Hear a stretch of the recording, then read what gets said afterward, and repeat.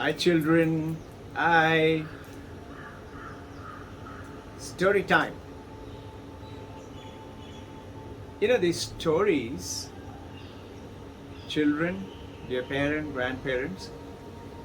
grandparents, they all are very familiar with. From our ancient time, of every great master in the world, they always give a very powerful message as a story. Now, we today in the world, and particularly in India, we have forgotten about the power of our ancient 5, 6,000 and many more thousand years old rich civilization, rich heritage, rich stories from Vedanta, from Upanishad, from Bhagavatam. And these stories are so powerful, and these stories actually were made to give a message. What kind of a message? A message which otherwise you will not understand. You will say, how can it be? Really? Not possible. Can't be. I'll give you a simple example. Recent time, just now, there was a gentleman who finished his MBA, and after IIT Kharagpur, finished his MBA, and then he chose to become a monk. So he had all along his vision when he was doing MBA that I must visit and do some study in Harvard. And it just so happened he became a monk.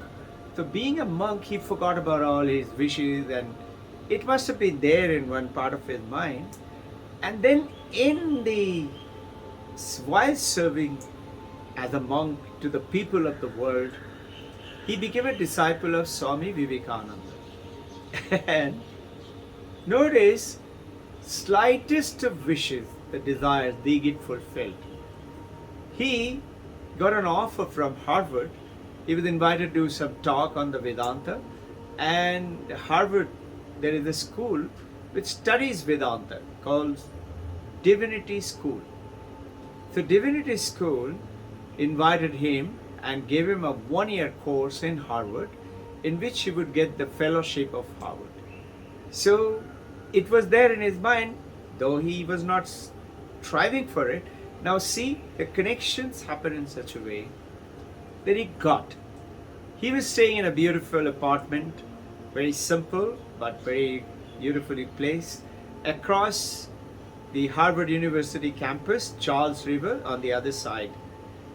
And in the morning after his meditation prayers, he would every day open the blind and look outside, and he would see beautiful campus, Harvard campus. And he used to see and look at the beautiful campus, and he used to say, I wish I could go one day, take my time and go and see the Harvard Business Management School, where I wanted to do my business management. One day he went out for a walk in the morning before his class is supposed to begin, and he walked across the bridge through the Charles River on the other side. The regatta and all were going on, the boating, racing were going on among the boys and girls, students. And there on the other side, it was early in the morning, around 7ish, very few people. There was another lady who was walking, and he just happened to say, this Harvard campus is so beautiful, madam. Just tell me, which is this building? Is it a part of the Harvard campus? She said, oh, this is Harvard Business Management School. He said, what? This is Business Management School. My God, I was looking at it every day. I didn't know. So now the message here is, see, through this little, it actually happened, it was not a story, but in which he came to know which is Harvard Business Management School. He was looking at it every day, but he didn't know. You and I are looking at things in our life every day, but somehow we don't get connected. And once we get connected, something happens. I'll give a little story in my life. So there, the ladies pointing out discovered Harvard Business Management School. Otherwise, he was looking at it, the gentleman, every day. But he didn't know. Same way, you do not know what all secret power is inside of you. How much of wealth is inside of you. If only you know, you would see you would be a different personality. And this knowingness or this story time for. So one day I remember I must have been 7, 8, around that age, and playing around an evening, and we are a very close family. We are 5 brothers and 1 sister, mother, father, father's sister's son, mother's brother, mother's sister, mother's mother. Everybody used to live in a big, beautiful building. I had gone out, it was about 4:30 or so, 5 o'clock, and I'd gone out for a walk, playing around, just coming back from playing and idly standing around. I never used to stand still for a long time. I was always moving around. But it just so happened right in front of my building, and there was a tall man with no hair. I've not forgotten his face till today. Darkish, tall, must be 6 feet plus. He came and said, "Your father is calling you." I said, "My father? He's gone to office. He's not come back." He said, No, he's come back. And my father used to sometimes, he was a very senior railway officer in the audit and accounts. So he used to meet the commissioner of police who was there close by to our house. He used to go and sit down sometime with him. I have been with him sometime. So he said he's sitting with the commissioner friend in the police station. That was just about 500, 600 yards away from our house. He said, "Come, he is there only." Our house was located right in front of the Ganges River, just maybe 100 yards in front. We were the first house. I said, "Oh, there." Then it made connection. Yeah, that is possible. Otherwise, we have been told again and again, don't go out with strange people. So children, boys, girls, don't go out with anybody strange. These days, especially, not at all. Those days, I'm talking about 70 years back. It was still okay. It was still not okay, but it was all right. I said, okay. I did a mistake. And I started walking with him. And it was the police station. And as we approached the police station, I said, "Which office is he in?" He said, there only. And he started to go across the police station and not entering inside. Just after the police station, there was a small lane, a little darkish lane, even at 5 o'clock, 4:30 in the evening time, right like right now. Even then it was a little darkish. It was about 10, 15 feet wide. 15 feet wide. He started walking and he said, he's there only. I said, "But you're crossing the station, he's inside, no?" He said, no, I have been just told he's standing there. Now I started to get suspicion. At that time, 7 years of age, I started to get suspicious. But I always had tremendous faith in me, because my father and my mother used to always tell, he is a tiger. Nothing can stop him. No one can stop him. And I remember in childhood, even little younger than that, I used to read Hanumanji's story. You all have read Ramayana Hanuman. Hanumanji, in his story, why did he have a black face? Is because the story is mythical story, that Anjana was Hanumanji's mother. He would tell his mother, "Can I go and eat the sun?" Sun coming out looking nice and rosy, ball like a rasgulla.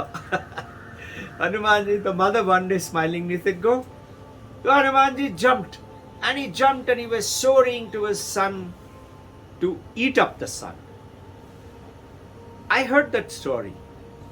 I said, if Hanumanji can go and jump and catch the sun, why can't I? And just think, I kept thinking I want to fly and go to sun. And notice I kept dreaming about it, wild imagination, but I became a fighter pilot and I didn't go to sun. I didn't become an astronaut, but I did a plenty, thousands of hours of flying, fighter flying, combat flying. I was told by dad and mom, you will do it. One day you will go to the sky at a very young age. I noticed I went. So you have to dream big and think big and have faith in yourself. So my pointing finger today, like the Harvard University Business Management School, I'm saying have faith in your own self. Have faith in your mother's love for you, father's confidence in you, and you can do anything. You know, that particular day, as he turned the lane, I became very suspicious. I said, let me go. He said, he's inside that car. There was a black van about another 100 yards up. He said, he's sitting there. I said, why will he be sitting there? He said, no, he was sitting with the police inspector, something going on. And he caught hold of my arm like this. So I started fighting. Then he caught hold of my hand like this. 7 feet tall, holding my hand, and I'm just 7-year-old. And something happened. I did a mighty weave and snatched my hand. And I was wearing a ring like this. The ring slipped across my hand and cut through a deep serration mark and bleeding away to glory. And I ran towards that van. I can't go backwards because he is standing there. I ran and fast. I was very good in running and very fast. I ran and he was shouting from this side, but the van was little away. Somebody was waiting in the van. And I was shouting thinking father is there. And I was calling Baba, Baba, and I was running. And as I was running, nearing that vehicle, it was like a tempo of today, small truck kind of a thing. One man came out. He came out from it was facing that side, from the driver's side. I went from the other side, ran past and went all around about 2-3 kilometers run and came back straight inside our house. And I was panting, hand was bleeding. Mother said, what happened? What happened? I said, a bad guy had caught me and was kidnapping me. Mother immediately sent everybody out, and what? They had vanished with the vehicle. Father was not there. When father came, he tried to meet the police inspector, but look what saved me. My belief within myself. I'm a tiger. I can do anything. Have that faith. You are a lion. One lion can rule this world, rule this country, rule wherever you are. Not by eating up or hostility, but with the courage and with the big-heartedness. You are the big-hearted lion. I love you.